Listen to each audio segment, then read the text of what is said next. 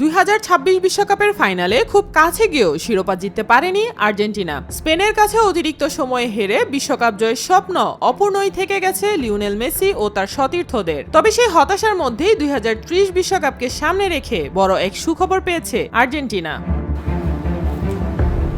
2030 বিশ্বকাপ আয়োজনের দায়িত্ব পেয়েছে 6টি দেশ। তবে স্পেন, পর্তুগাল ও মরক্কোতেই হবে টুর্নামেন্টের অধিকাংশ ম্যাচ। তবে বিশ্বকাপের শতবর্ষ উদযাপন উপলক্ষে আর্জেন্টিনা, উরুগুয়ে ও প্যারাগুয়েতে একটি করে ম্যাচ আয়োজন করা হবে।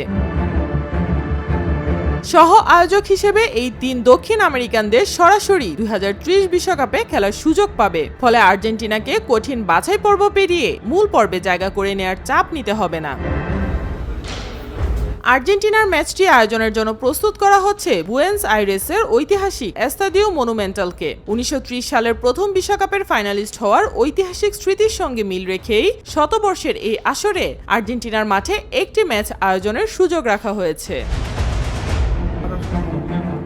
বিশ্বকাপের উদ্বোধনী ম্যাচ অনুষ্ঠিত হবে উরুগুয়ের রাজধানী মন্টেভিডিওর ঐতিহাসিক এস্তাদিও সেন্তেনারিওতে। এই স্টেডিয়ামেই 1930 সালে অনুষ্ঠিত হয়েছিল বিশ্বকাপ ইতিহাসের প্রথম ম্যাচ। অন্যদিকে প্যারাগুয়ে নিজেদের ম্যাচ আয়োজন করবে রাজধানী আসুনসিওনের এস্তাদিও ওসভালদো দোমিনগেজ দিব্যেতে।